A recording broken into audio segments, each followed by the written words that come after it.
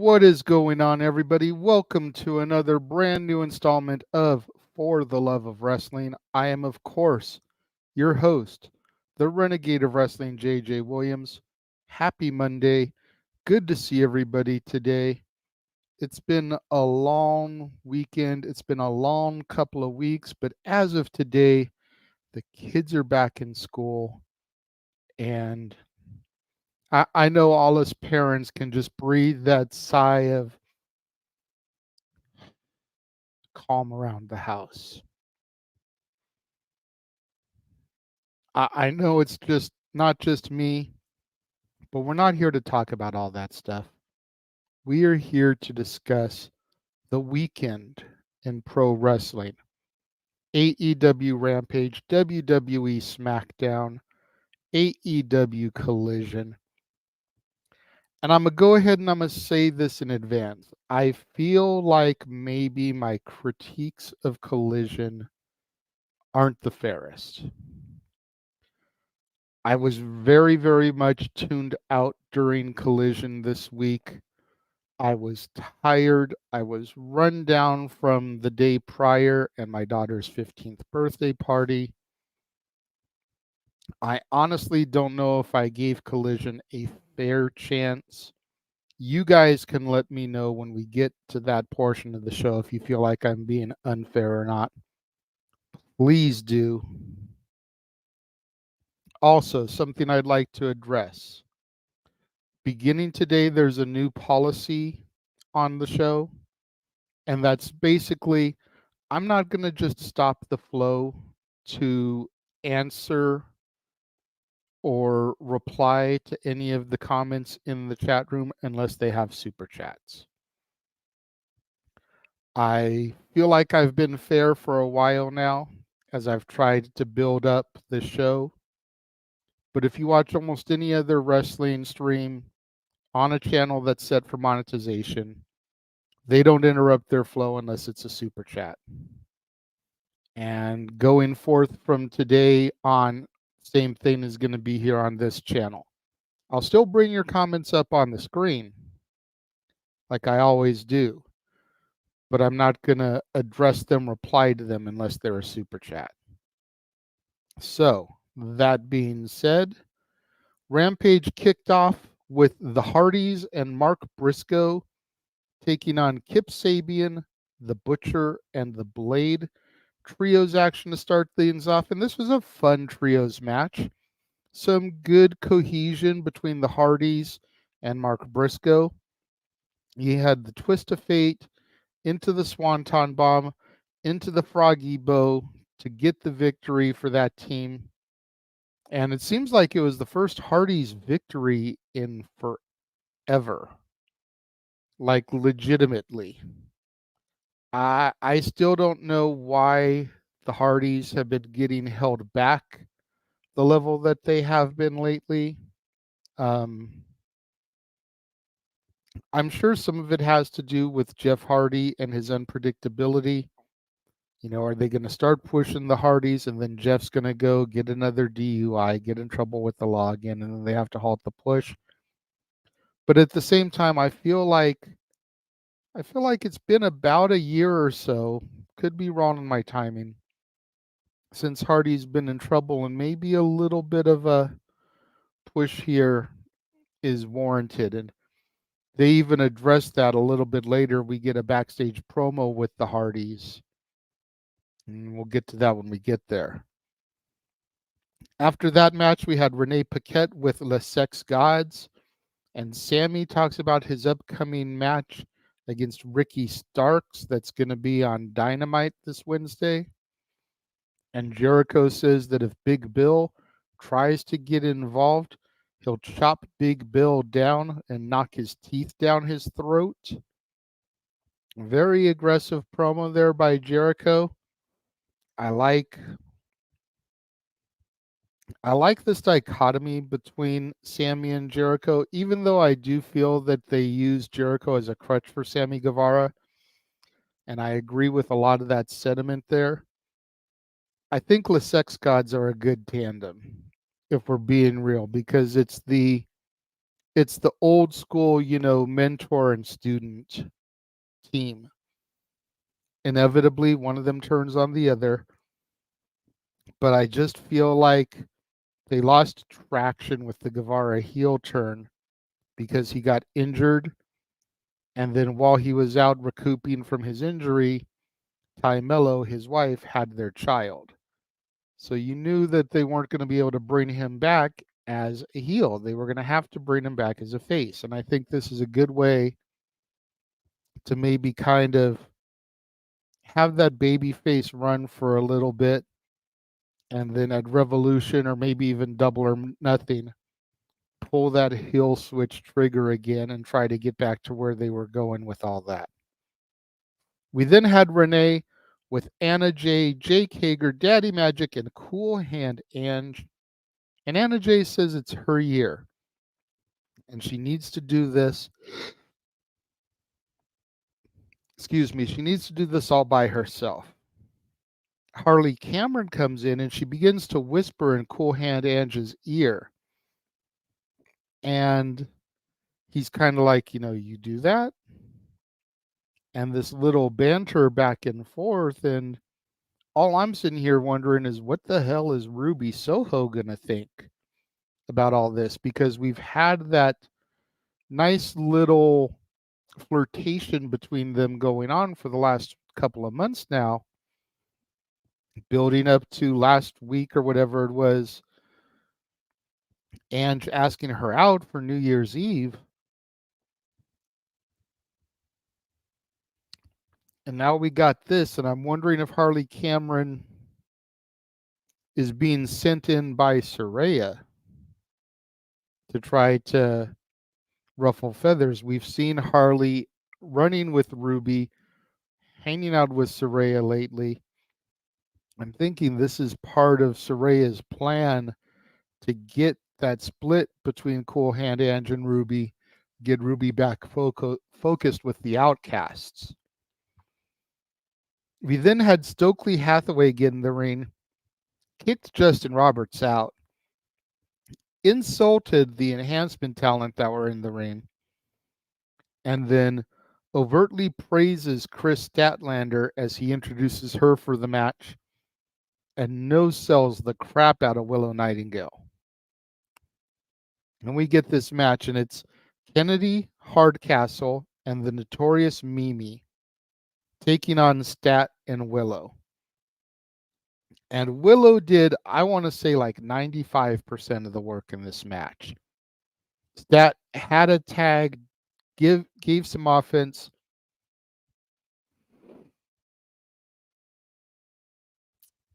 But this match was all Willow. And when Stokely got back in the ring to announce the winner, he gave Stat all the praise and Willow Nightingale. I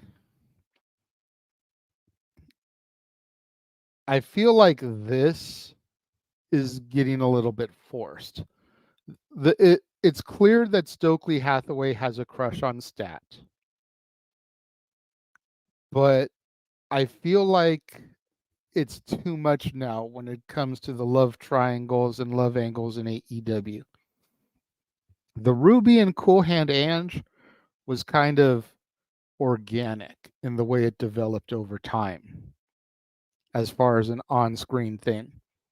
This is Stokely almost being pervy in his announcement. He legitimately called Chris Statlander thicker than a snicka in his announcement of her. And while, don't get me wrong, I laughed, it comes off as very forced.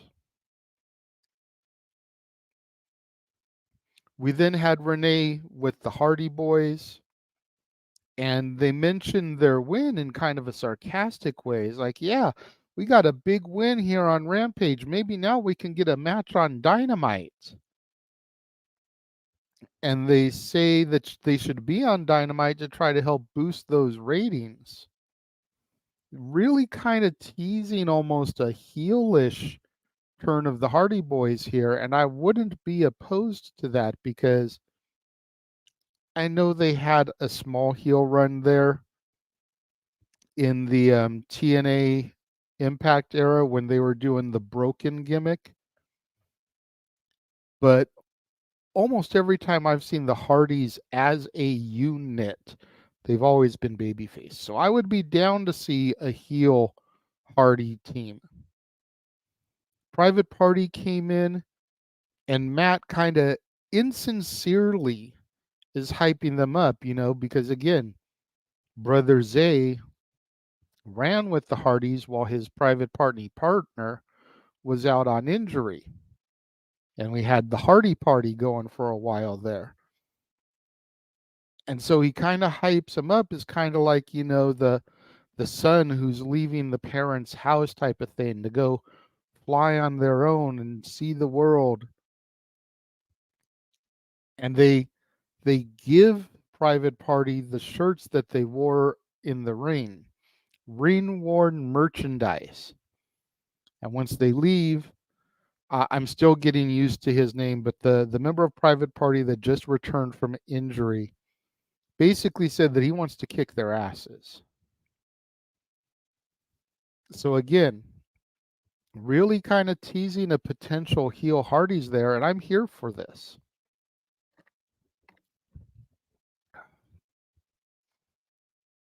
We then had Anna Jay versus Hikaru Shida. This was a hard-hitting physical match between these two women. Anna Jay really stepped her game up and realistically should have had the victory a couple times here during the match. However, Shida hit her Meteora, hit the Katana kick, and got the win. This was, and I need to see what else there was on this show. And this was probably the match of the night for me. It definitely was between this one and the main event. After this, we went backstage. We had Sanjay Dutt trying to get their team back on the same page. Jeff Jarrett's there, Karen Jarrett's there, Jay Lethal's there. And first thing they talk about is, well, how can we be on the same page? We don't even have a name. And here I was thinking they were just Team Jarrett or Planet Jarrett, whatever, like Jarrett used to use in TNA Impact. But they're like, we don't even have a name yet. And I'm like, you're right, you don't. And Jeff and Jay start going back and forth, getting very, very combustible to where they end up nose to nose. And it's one of the images you saw in the default graphic here today. I'm going to be curious to see how this develops because Jarrett and Lethal have been a good unit for the better part of the last year and a half. And Jarrett even talks about, how since they've been together, he won a championship. Granted, it was that Texas Chainsaw Massacre championship, but still, he won a championship belt. And Lethal's like, yeah, but you wouldn't have won it if it hadn't been for me.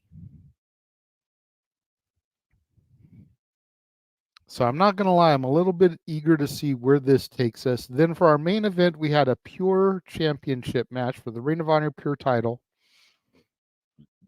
Commander challenging Wheeler Yuta.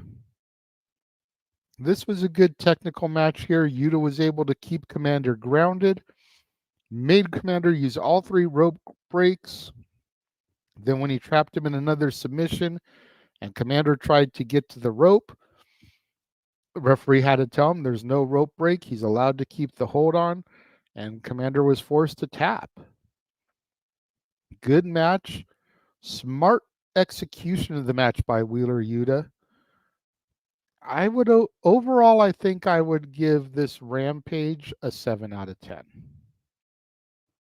Curious to know what you guys think about it. Let me know in the comments. Before we get to SmackDown, we're going to take a quick 30-second break, and I'm going to show you where you can find all the friends of the Jeff Meacham Network, Multiverse of Media.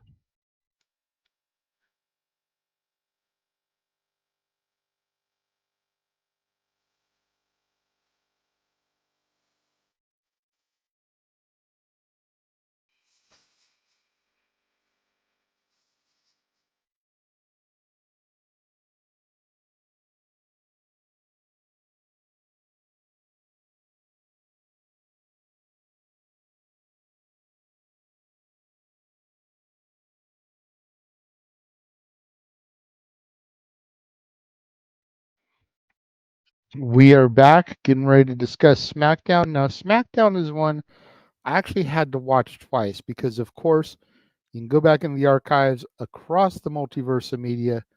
We did do a watch along of SmackDown New Year's Revolution, first SmackDown of the year, pay per view caliber show, at least in its branding. Of course, we had Day One Raw, we had New Year's Evil NXT, we had New Year's Revolution, SmackDown. So much good stuff there.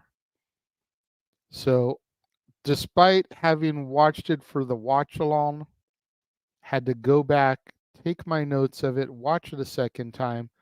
So, here we go. SmackDown New Year's Revolution began with the Raw highlight of The Rock's return.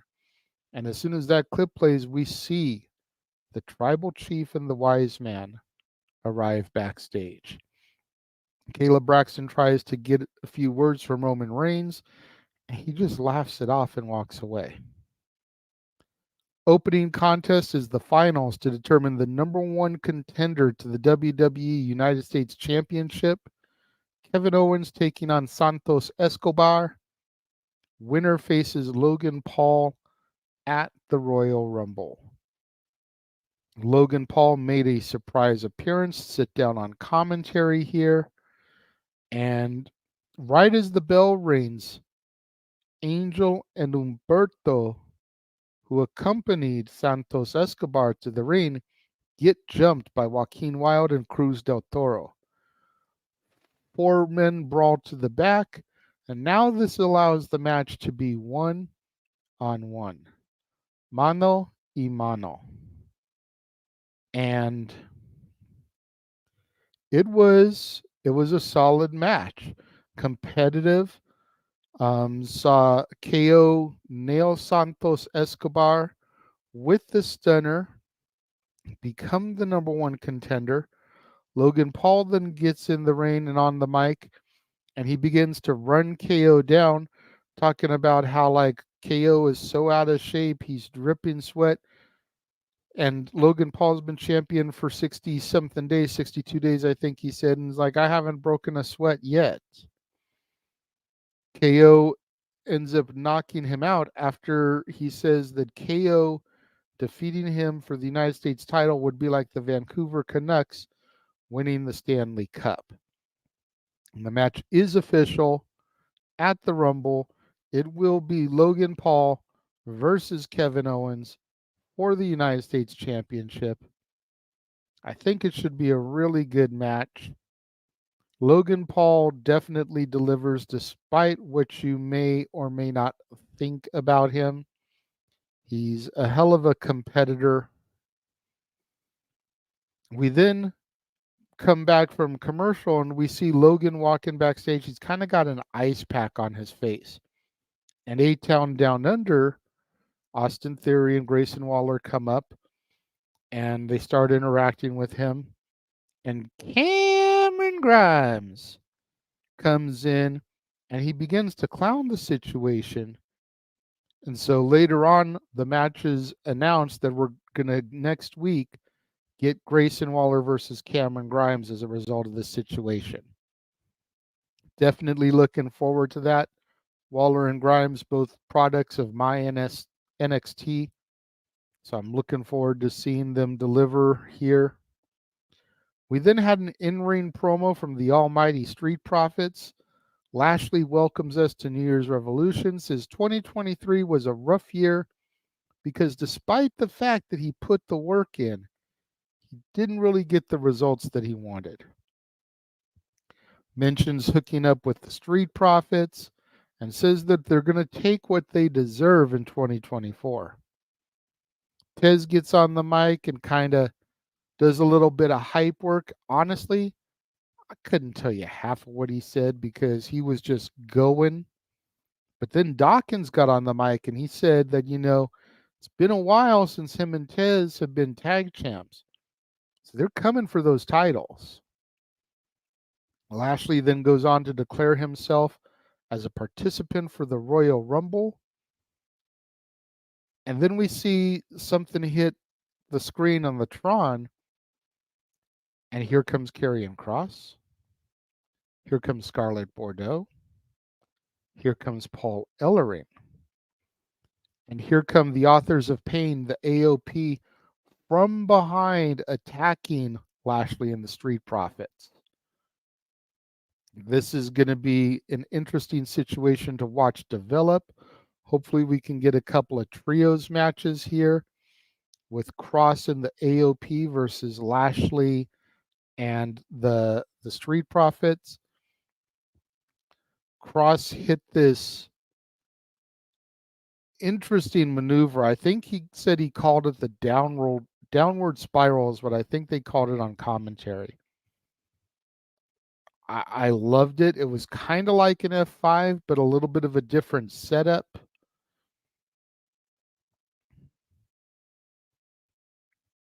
All in all, interesting segment, and I'm looking forward to see where things go from here. From there, we had the SmackDown Women's Championship match, Mia Yim challenging Io Sky, and this was an outright banger of a match as well. This match and the Anna Jay Hikaru Shida were both great women's matches as far as the weekend goes. Both women here pushed each other to the limits. Mia Yim hit a Styles Clash off of the second rope that nearly got her the victory, but Io was too close to the ropes, was able to grab the rope there for the rope break. Io was able to eventually hit her over the moonsault and retain the championship again. Just a hell of a contest here between these two women. I was thoroughly entertained by this one. We then had Paul Heyman backstage, and he addressed The Rock's comments from Raw and his desire to sit at the head of the table. And Paul Heyman says that in order to sit at the head of the table, first, The Rock needs to be invited to dinner, and he hasn't been, nor will he be invited. Says The Rock's trying to be like everybody else and take shortcuts to the headlines, and there's only two ways to go viral in this world today: date Taylor Swift and mention Roman Reigns. Definitely looks like we're finally going to get The Rock Roman, whether it's Elimination Chamber, whether it's at WrestleMania. I am all here for it, yo. The fact that the odds are in my favor, that I will get to sit here and call a match of The Rock, is not lost on me. And if everything comes to fruition like the momentum is kind of building towards, I'm not going to lie, I'm probably going to lose myself in this. Because The Rock has been that dude that I have enjoyed ever since I got into the WWF in August of 1998. And I've never wavered on The Rock. When everybody else got mad at The Rock for going to Hollywood, I was like, what else does he have to prove? Let him go do his thing. Let him do what makes him happy. He'll be back. And he always came back.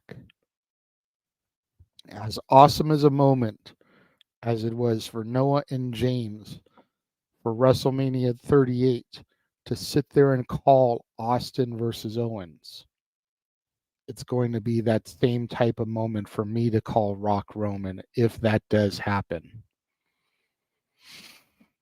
We then had Damage Control backstage celebrating Io's victory.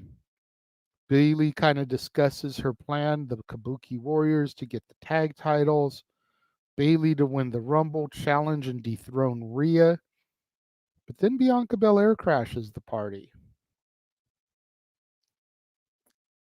and more or less issues a challenge to Bayley because Bianca wants her rematch at Io.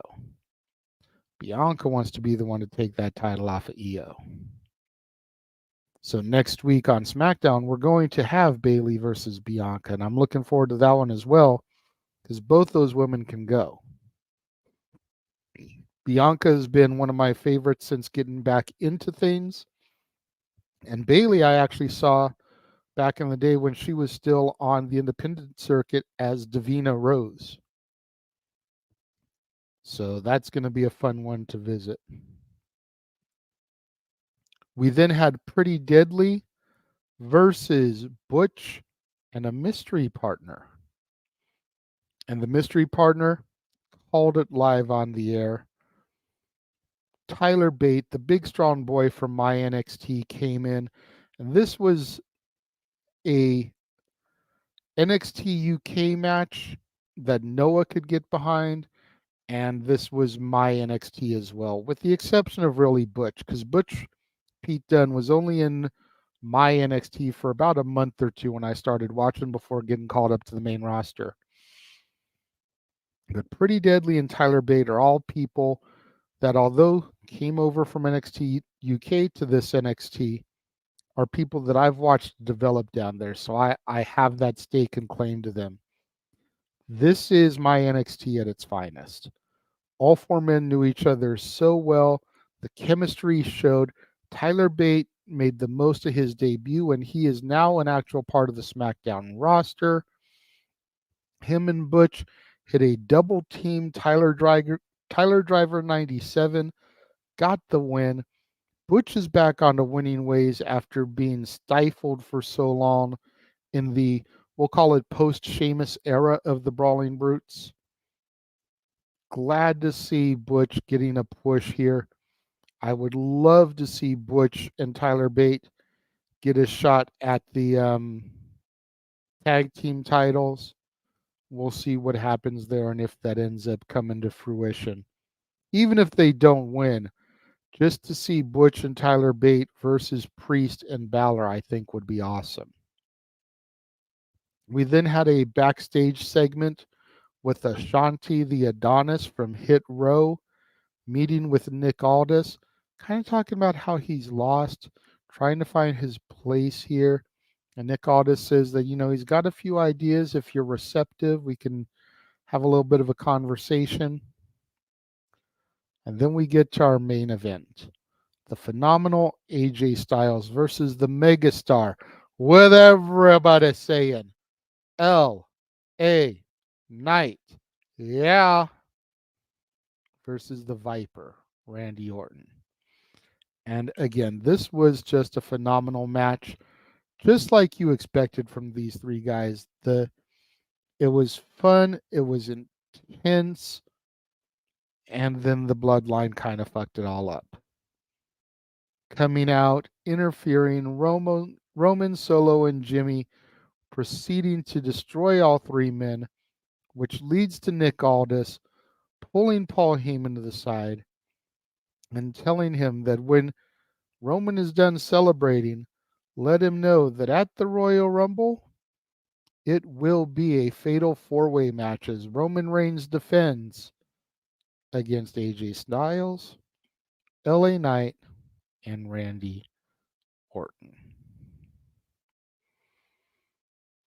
So it looks like we have our non-Rumble main event now for the evening.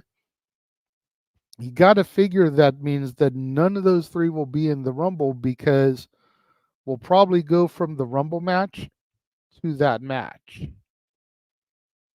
So gonna basically take three huge favorites in the Rumble match out of it.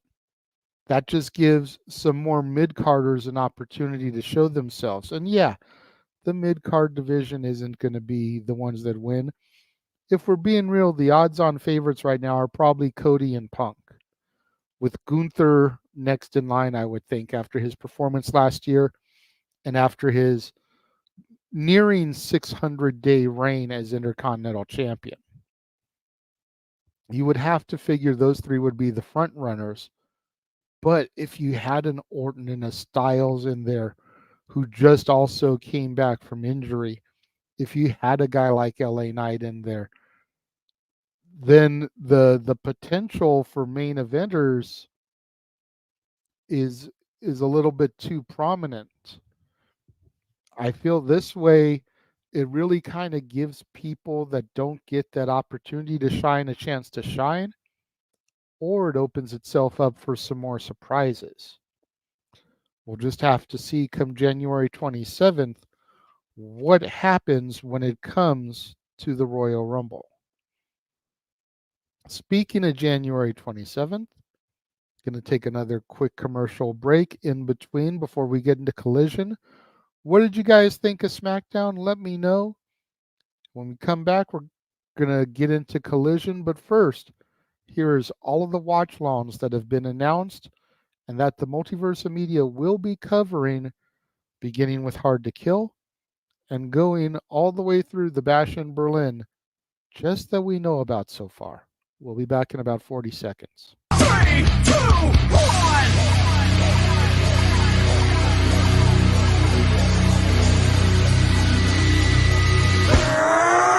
Here we go again. Right now, let's go. Me and you, toe to toe. We can rock, we can roll. Here we go again. Right now, let's go. Me and you, toe to toe. We can rock, we can roll. You see it.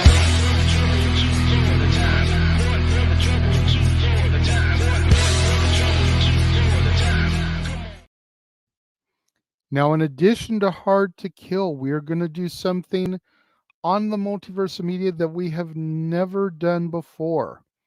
We actually had a town hall meeting yesterday with a bunch of us within the multiverse, and we have decided that on the dates when there are shows that run simultaneously, like we will have Hard to Kill, Battle of the Belts 9, and even New Japan Battle in the Valley, all running concurrently, we have decided to do simultaneous watch-along streams. So it'll be myself and James, or myself and Walter, or a three-man booth covering AEW Battle of the Belts at 7 p.m. Pacific, 10 o'clock Eastern, while Noah and Jeff provide coverage for TNA Hard to Kill, which I believe that coverage is going to begin at 3:30 Pacific, 6:30 Eastern. The reason we're going to start doing this is because we realize not everybody watches TNA. Not everybody watches AEW. There's a lot of interest and intrigue for the return of TNA now that they have gone away from the Impact branding, but you have to pay to see it. Whether you buy it on pay-per-view, whether you're paying for it on the TNA Plus app, it is still a show that you must pay to watch. Some people may not want to pay the money to see a TNA pay-per-view. They may prefer to want to tune in and see us call the action for Battle of the Belts, which is free on television. We look at it as a buffet.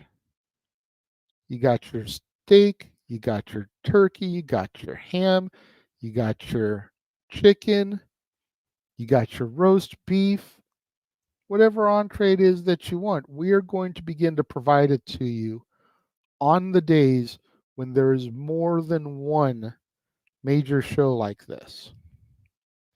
So be on the lookout for that.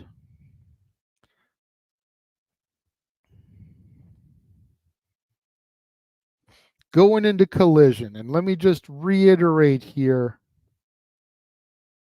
I feel like I was kind of hard on Collision. I had kind of tuned out. I was tired. I was frustrated by some things that were going on in the house. And maybe I just wasn't fair to the action on Collision. If you guys feel in my description that I was not fair, please let me know. This portion of the show, even if it's not a super chat, I will address your comment because I'm specifically requesting you guys let me know if I'm not being fair. Collision began in, first of all, Collision was in Charlotte, North Carolina at the former Charlotte Coliseum, which is now the Bojangles Coliseum. So we kicked off Collision with Ric Flair, woo, walking that aisle one more time. It was the Workhorsemen versus Steen and Darby Allin. And at the end of the day, this was a glorified squash match. The Workhorsemen have had little momentum in AEW. They tend to be more of a Ring of Honor tag team.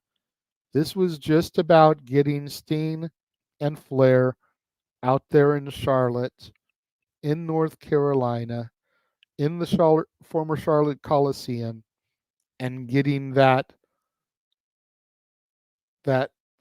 legend pop, essentially. Darby was secondary. The Workhorsemen could have been any tandem. This was just a squash match. Sting got the pin. Y'all know how I feel about squash matches. It's like squash match next. Then we went into Trent Beretta versus Eddie Kingston. And this was for the Continental Crown. And again, I'm sorry. I couldn't get into this match. This time, despite what I've said about Eddie Kingston in the past, this time it really had nothing to do with Eddie. It didn't really have anything to do with Trent. I mean, it had a little to do with him, but not much. Bottom line was, we knew whoever it was that was going to go up against Eddie Kingston in this match was going to lose. With everything that Eddie has gone through to become the inaugural Continental Crown Champion, you weren't going to throw him out there and have him lose his first match, let alone have him lose the title on Collision, let alone have him lose it to someone who wasn't even in the damn tournament. So all of those things made me just not care about this match. Now, if his first defense was against Bryan Danielson, Jon Moxley, Claudio Castagnoli, Jay White, Jay Lethal, Mark Briscoe, Daniel Garcia, any of the other guys that were in the tournament, I still would have a hard time buying that he was going to lose it. But it would be a little bit more easy to believe because these are guys that vied for the title in the first place. And with the exception of maybe Lethal and Garcia, everybody else in that tournament I could buy defeating Eddie Kingston. Brody King.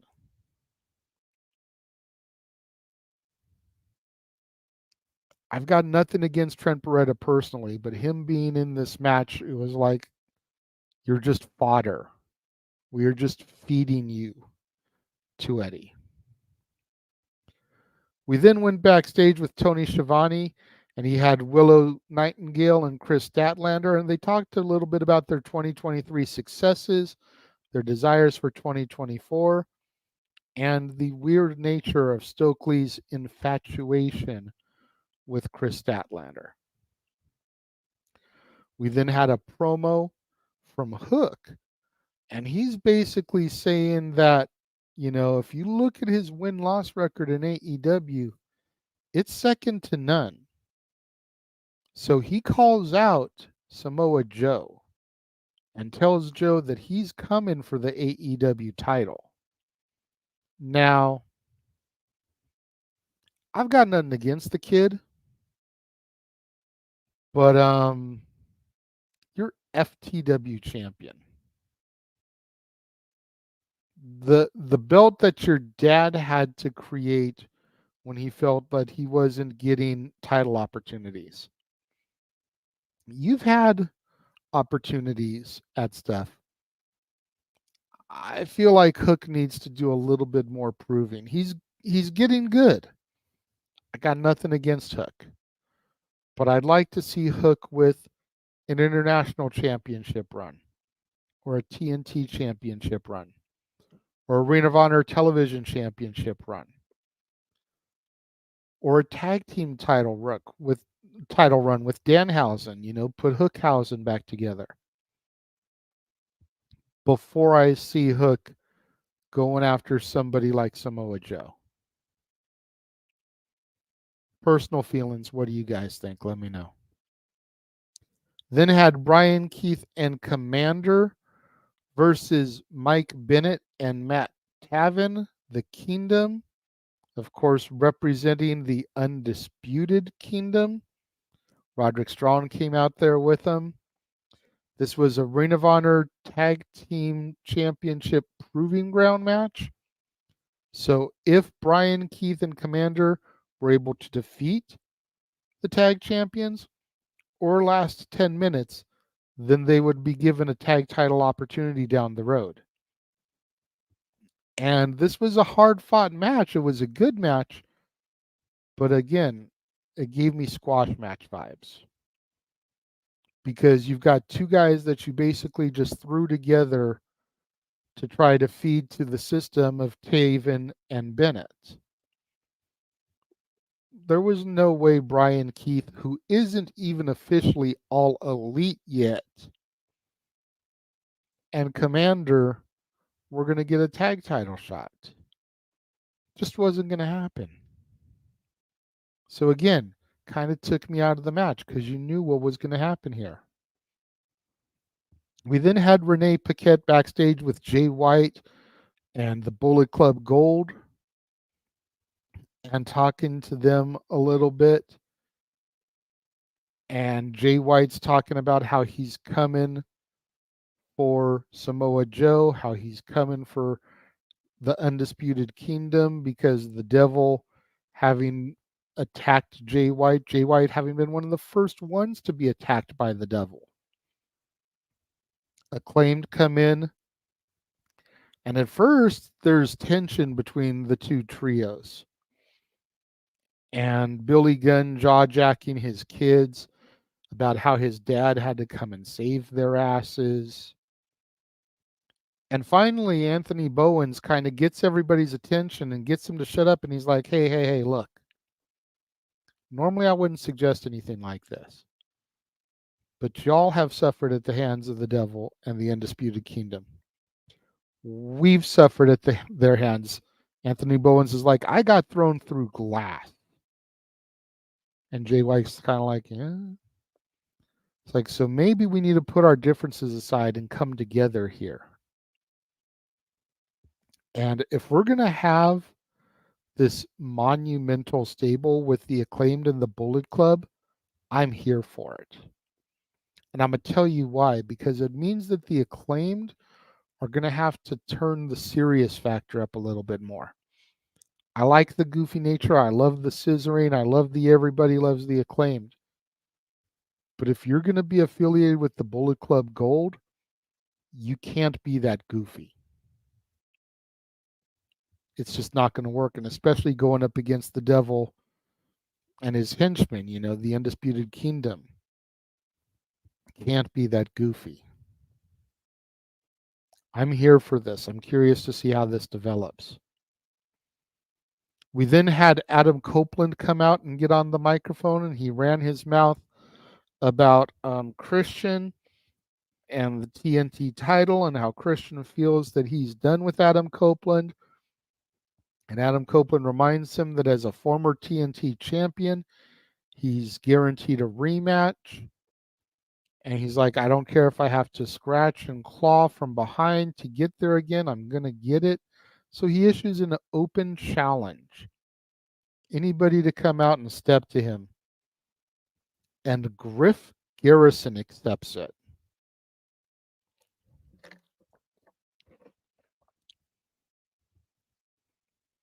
Griff Garrison, who apparently was part of the Varsity Blondes, alongside Brian Pillman Jr., now Lexis King, and Julia Hart.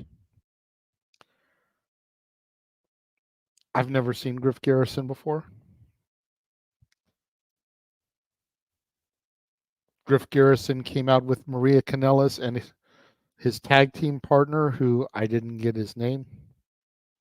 They said it a couple times, but I'm like, okay. Again, this was a squash match. You knew Adam Copeland wasn't going to lose.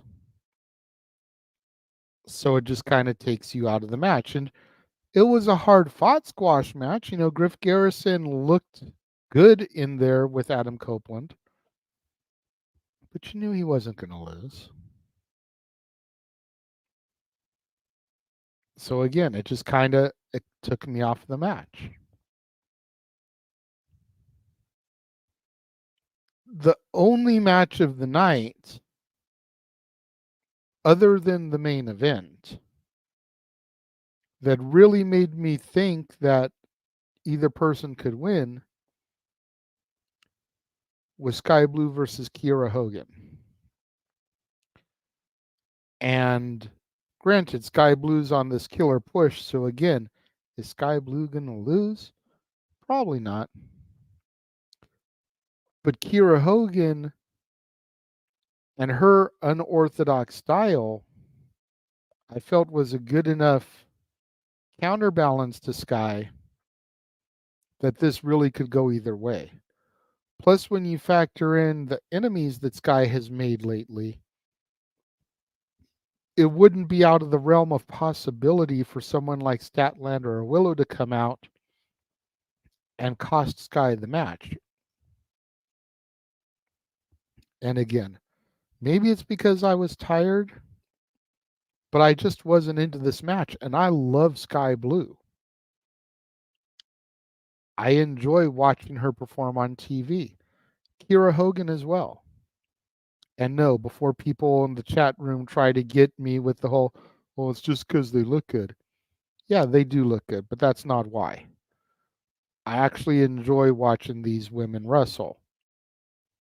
I think women's wrestling in the mainstream is incredibly underrated, and there's a lot of good talent that gets underpraised for their actual ability just because they look good.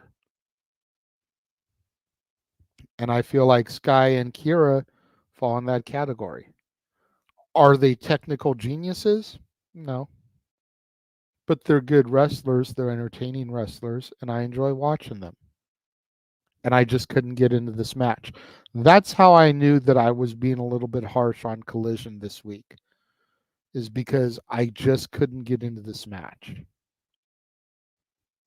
We had a backstairs segment with Flair, Steen, and Darby, kind of hyping up the return to Daly's place in Jacksonville next week. We had a Serena Deeb hype video. Serena Deeb is returning soon, don't know when, but I'm kind of stoked for that. I am a little bit bummed that we never really got a Serena Deeb CM Punk interaction while Punk was in the company, since Serena had been part of the Straight Edge Society with him. It would have been cool to kind of harken back to that, but we never really got an opportunity to get there. Had another squash match with Claudio Castagnoli versus Andrew Everett. Again, next. Just kind of whatever. Then had Ricky Starks versus Big Bill. Kind of hyping up their match against Jericho and Sammy Guevara for next week. And then we had our main event of FTR versus the House of Black, which was a good match until the schmozzy finish.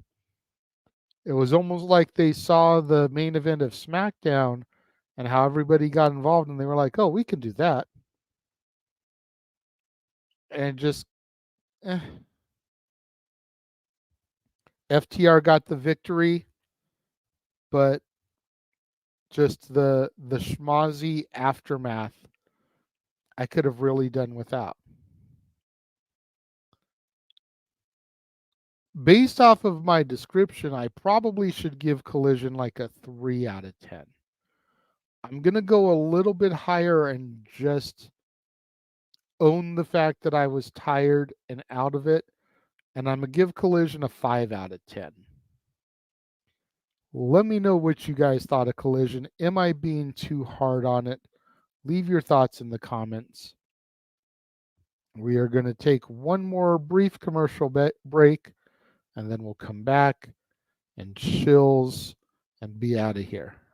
Here's all the special events that are coming up in the coming weeks and months on open mic night.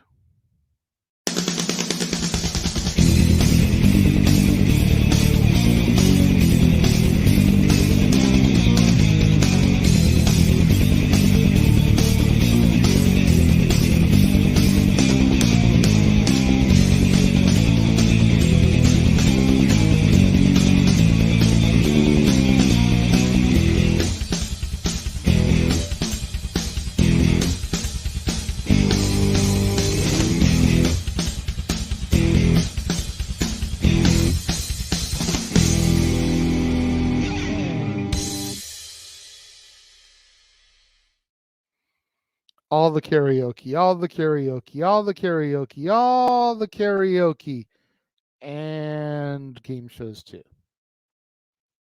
But I digress. So much in store in the coming year here on the Casa D18 Studios channel across the multiverse of media at 11 o'clock Pacific, 2 o'clock Eastern. Here today, the dads, not always on wrestling, will be back with our top 10 stars in TNA history as we begin the road to Hard to Kill. Definitely looking forward to that. TNA is back, baby. It's a good time to be a fan, man. I am very much looking forward to the return of TNA. I am very much looking forward to what Scott D'Amore and crew have in store for us.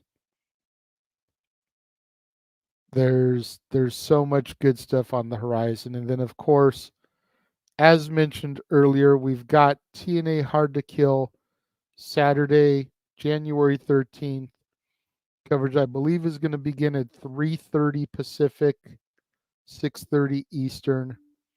We're also going to be doing Battle of the Belts coverage beginning at probably about 6:45 Pacific, 9:45 Eastern. All kinds of good stuff. Make sure you guys are tuned in for that. And then next week is also the 2-year anniversary of Open Mic Night. So you're going to want to make sure you tune in for that, as the simple man with the spectacular voice is going to take over the hosting duties and lead the conversation and the interaction with everybody. Make sure you guys tune in tomorrow. Same bat time, same bat channel for another brand new installment of For the Love of Wrestling, as we will be doing our Raw recap. And until then, thank you guys for tuning in. I greatly appreciate it. And I will see you guys. If I don't see you guys in about an hour for Dad's Not Always on Wrestling, I will see you guys tomorrow. The Jeff Meacham Network's Multiverse of Media. For over 15 years, the recognized symbol of excellence and the standard bearer in coverage of sports and entertainment. Thank you, JJ. Appreciate you.